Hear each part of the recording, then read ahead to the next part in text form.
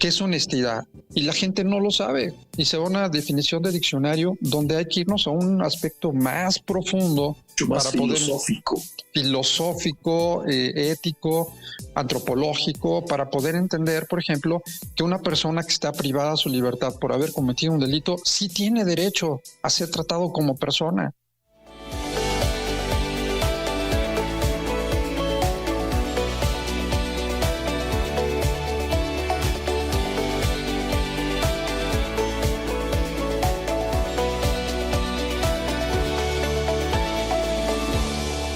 Bienvenidos a una edición más de Educación y Conciencia. A todo nuestro público que nos sigue por Radio y Televisión Querétaro, el canal 10 y por la red ESNE.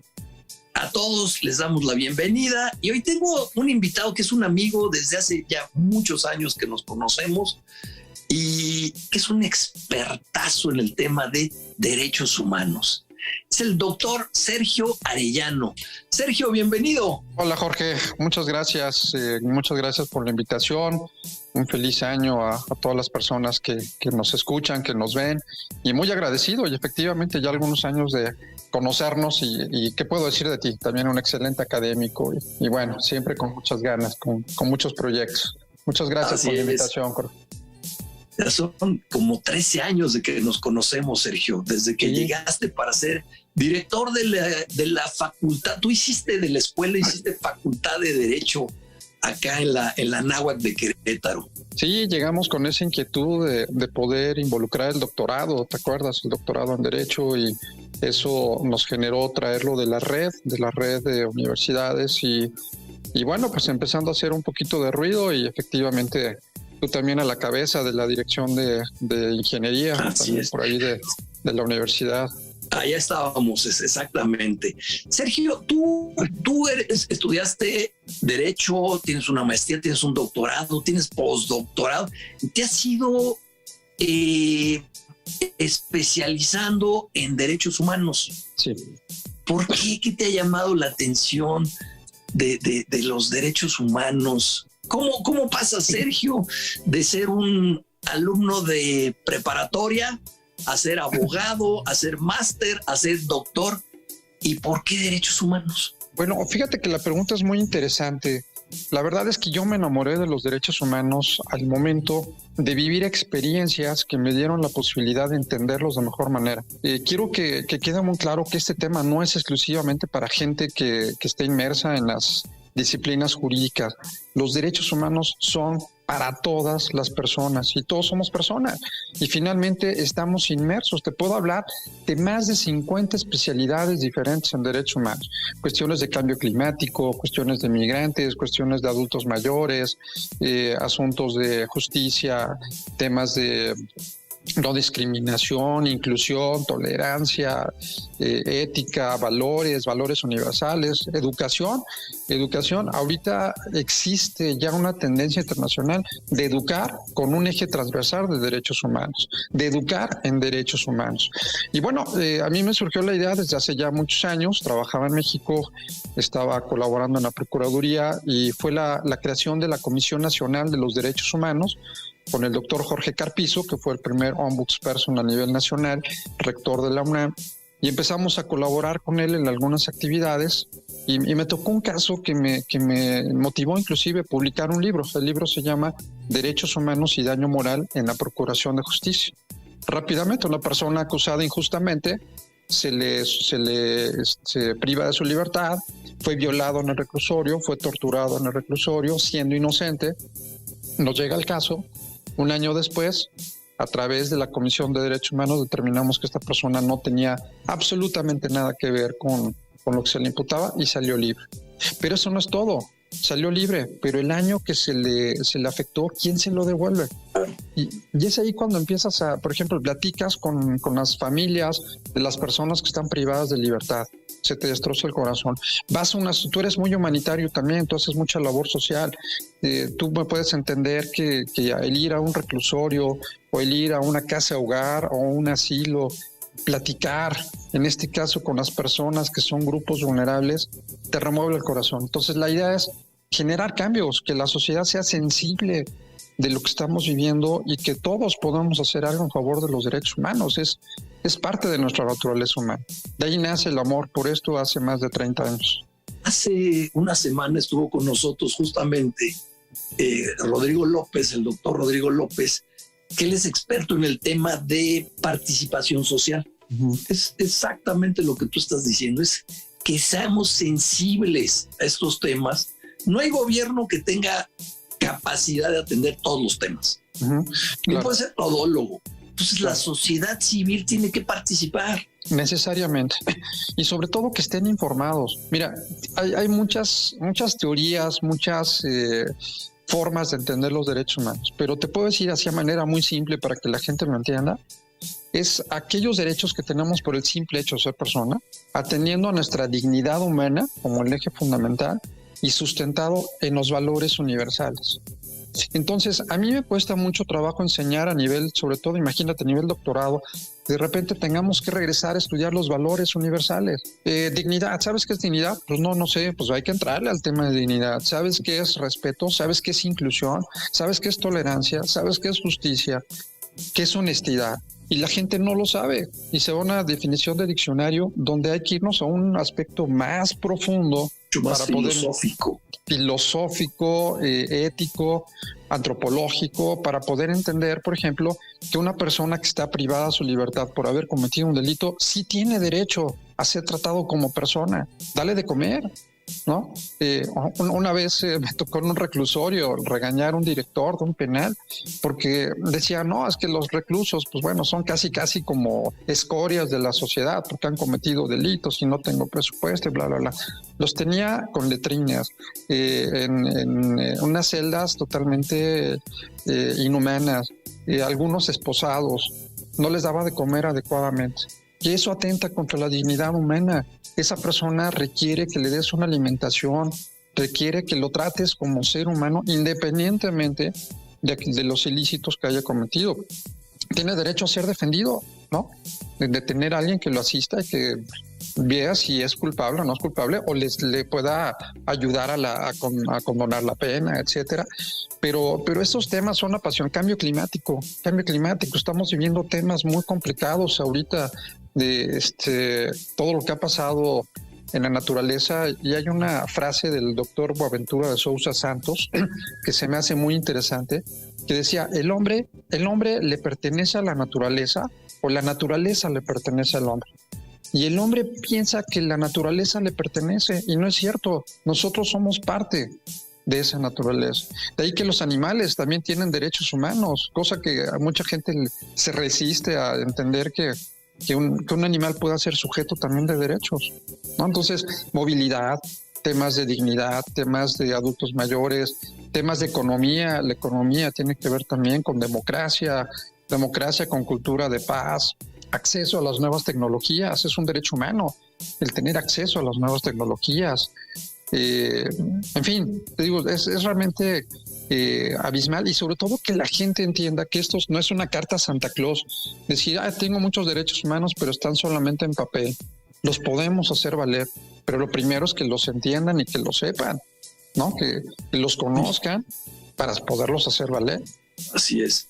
Ahorita que estabas comentando de estas personas que están en las cárceles y lo que está pasando en El Salvador, que dijeron estas personas pues sí hicieron cosas terribles, pero la manera en que los están tratando, ¿qué va a pasar cuando esas personas salgan?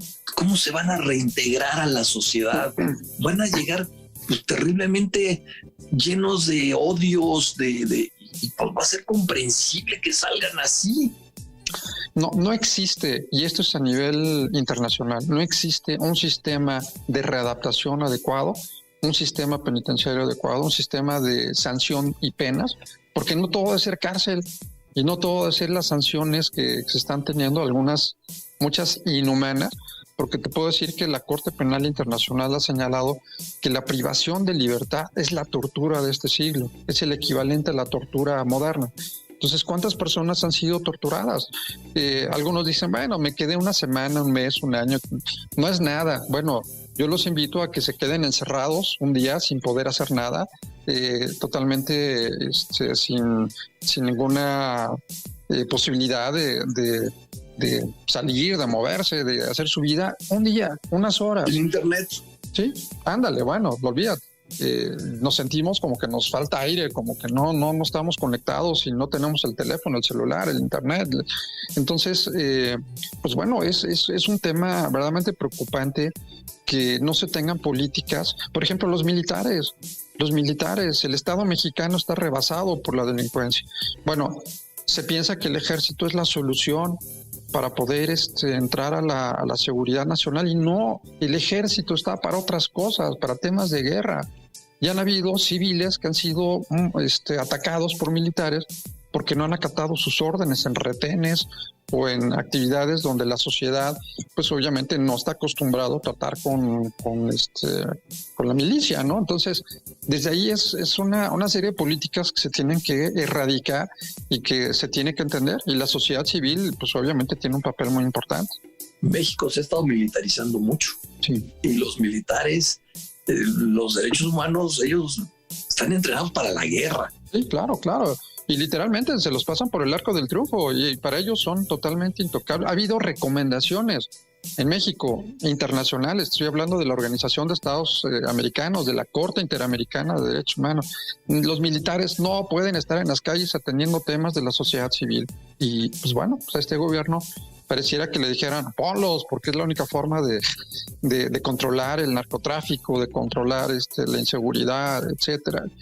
Pero el problema es eso, no tienen la sensibilidad de tratar con la sociedad, y ha habido muchos casos de personas que han sido agredidas por gente sin preparación y porque es una formación totalmente diferente, ¿no?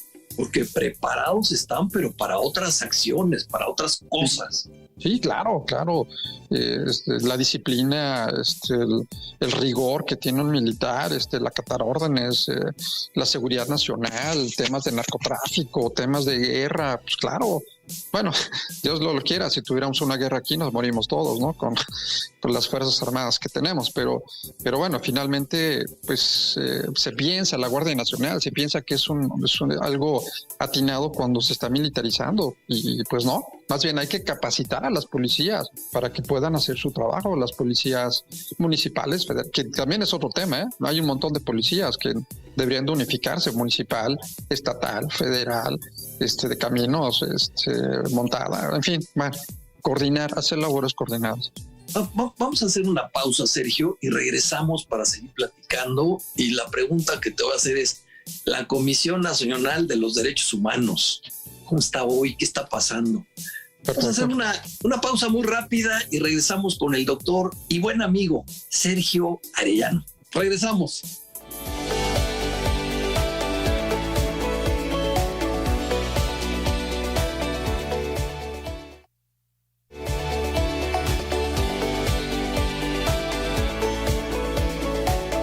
Regresamos en esta interesante charla sobre derechos humanos con el doctor Sergio Arellano. Buen amigo, ya desde hace muchos años lo conozco, tengo el placer de conocerlo, y un expertazo en este tema de los derechos humanos. Él está impulsando, y también se lo vamos a preguntar, un postdoctorado en derechos humanos.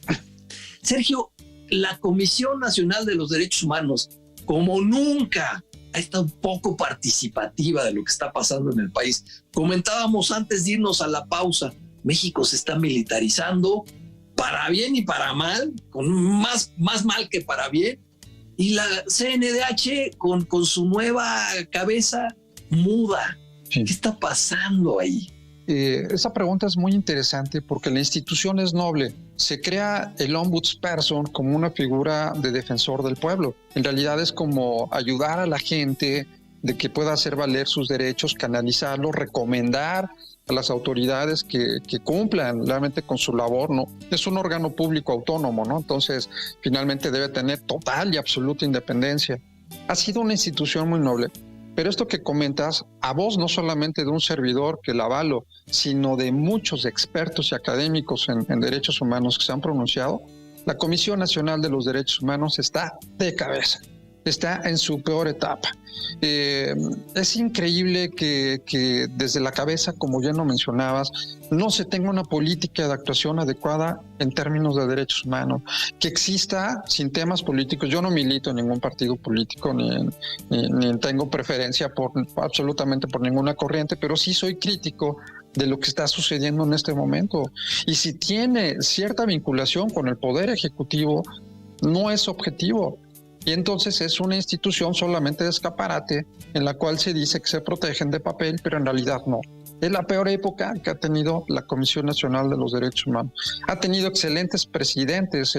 Mencionaba el doctor Jorge Carpizo MacGregor, fue rector de la UNAM, el primer ombudsperson. Ha habido mucha gente muy talentosa, pero desgraciadamente cuando no se tiene ni la vocación, ni el conocimiento, ni la autonomía, la independencia, para poder criticar las actuaciones que está teniendo la autoridad, es simplemente un papel. Y es triste porque debería de ser la CNDH a nivel nacional, y como tú bien sabes, existen también órganos públicos autónomos estatales que igual tienen su propio presidente, su propia cabeza, ven asuntos locales, pero que también es una tristeza que estén vinculados con el Ejecutivo. Ese es uno de los grandes temas de la falta de objetividad e imparcialidad en la figura tan noble como la Defensoría o las comisiones de derechos humanos. Entonces, está rebasada. La CNDH está rebasada totalmente, por desgracia, tristemente. Sergio, tú has estado impulsando este postdoctorado en derechos humanos. Platícanos de eso. Sí, muchas gracias, Jorge. Bueno, pues ahorita estoy como presidente del Instituto Interamericano de Investigación y Docencia en Derechos Humanos, que es un organismo internacional de defensa de los derechos humanos. Y este postdoctorado es único en su género a nivel mundial, porque bueno, pues tú tienes estudios doctorales. Mucha gente piensa, bueno, lo mismo, de que estos temas de derechos humanos son exclusivamente temas jurídicos, y no. Los derechos humanos, una vez que, y esto está abierto a cualquier persona que tenga culminado sus estudios doctorales, puede hacer una instancia virtual con grandes expertos a nivel internacional para que su investigación doctoral pueda tener un enfoque de ética y de derechos humanos. Entonces te puedo platicar, por ejemplo, a lo mejor de un médico cirujano. En el instituto reconocimos un médico muy talentoso ahorita con el tema de pandemia, hizo mucha labor y demás, a favor, mucha labor altruista. Bueno, él está trabajando temas, por ejemplo, a nivel doctoral de genética, temas cromosómicos. Hay una tendencia, te la platico muy rápido, por ejemplo, están proponiendo que cuando uno se vaya a casar, se haga una historia genética de la persona con la que te vas a casar, para saber si, por ejemplo, es propenso al cáncer o tiene algunas enfermedades que puedan ser hereditarias o que puedan generar algún tipo de afectación. Y eso podría ser una forma de decirte, tú ya lo sabes, te animas a casarte con fulano, con sultana, aquí estás las posibilidades de que tus hijos puedan contraer cáncer o tal enfermedad. Y algunos dicen qué cruel, ¿no? Porque pues en el amor, pues realmente lo que importa es que sean afines, pero ya sería tu decisión. Y lo curioso es que ha habido muchos casos de personas que han decidido no casarse, ¿no? Y son cuestiones de información, de investigación genética, que las hace un médico cirujano en una tesis doctoral donde pareciera que no tiene nada que ver lo que estamos platicando. Entonces, es muy interesante porque está abierto a cualquier profesionista que quiera darle ese matiz de ética, sobre todo de ética profesional, de ese matiz de los valores universales. Comentaba en la sesión anterior de que los derechos humanos tienen su sustento más allá de la legalidad, más allá de tratados y la Constitución y leyes. Estamos sobrelegislados, ya tenemos leyes para aventar. Pero estamos sobrelegislados. Lo más importante son los valores universales. La gente no nos cree, pero cuando en Europa, por ejemplo, están trabajando para erradicar las sanciones de las leyes, dicen, es que no deben de haber sanciones, tú no debes de sancionar a una persona como requisito para que cumpla una ley. Más bien, convéncelos. Porque en Europa la gente no tira basura y no está en una ley y no hay sanción. Y la gente no tira basura por educación, por cultura, por convicción del respeto al medio ambiente. Aquí existen leyes, te sancionan y la gente sigue tirando basura, ¿no? ¿Cuál es el chip que debemos de tener? ¿Hacia dónde debemos avanzar, Sergio? Decías que hay ya universidades que tienen a los derechos humanos como transversal a todas sus materias. Eso me parece una excelente idea. Podríamos empezar a hacerlo no desde la universidad, sino desde antes. Claro, claro. Y los temas de educación, los temas que ustedes les están trabajando, y felicidades por este gran proyecto, el que ustedes están desempeñando, la parte de educación. La educación lo es todo. Nelson Mandela decía, el arma más poderosa del mundo es la educación. Y entonces aquí la idea es, tú educa y vas a tener una persona responsable. Tú educa con los valores universales. Es más, desde primaria, secundaria, preparatoria, profesional, deben de haber ejes que le enseñes a una persona, por ejemplo, a ser respetuoso. Los temas de inclusión. Decían, bueno, imagínate las personas que quieren adoptar del mismo sexo y que van a una escuela y que van los dos papás, el bullying. Bueno, es respetar. Algo que a mí me ha generado inquietud de investigar es que la gente critica. La gente cuando hay algo que no le gusta es crítico y no lo acepta. Pero ¿quiénes somos nosotros para criticar? Lo que debemos hacer es respetar. A mí, por ejemplo, cuando fui candidato a presidente de la Defensoría de Derechos Humanos, me preguntaban los reporteros, oiga, ¿a usted le gustan los matrimonios igualitarios? Y yo le contesté luego, a mí, Juan Pérez, no me gustan. Yo creo en el hombre y la mujer como matrimonio. Pero si me pregunta, como defensor de derechos humanos, soy respetuoso. Y claro que se le debe respetar el derecho a todas las personas para unirse, porque debemos de ser tolerantes, incluyentes y respetuosos. Pero para eso necesito saber qué es tolerancia, qué es inclusión, qué es respeto, y en eso estamos. Ahí es donde está el punto fundamental, en la educación en derechos humanos. Ahora sí que el respeto al derecho ajeno es la paz. Ya lo decía Juárez. Entonces, en eso debemos de trabajar todas las instituciones, las familias, las organizaciones, debemos de procurar. Por ejemplo, hay un tema, te lo comento rapidísimo porque son muchísimos, pero hay un tema ahorita que viene desde las Naciones Unidas, que son los derechos humanos y empresas. Una empresa que tiene que ver con derechos humanos, muchísimo. Y ahorita estamos trabajando nosotros en temas de que todas las empresas deben de tener protocolos relacionados con derechos humanos. Si no, van a llegar a ser sancionados, se está trabajando en eso. Protocolos de no discriminación, ¿no? Por ejemplo, protocolos para personas con discapacidad. No existen. En un restaurante en México salió en una noticia nacional de que en un determinado restaurante caro en Polanco no dejaron entrar a una persona por su vestimenta. Fue un escándalo, lo están discriminando.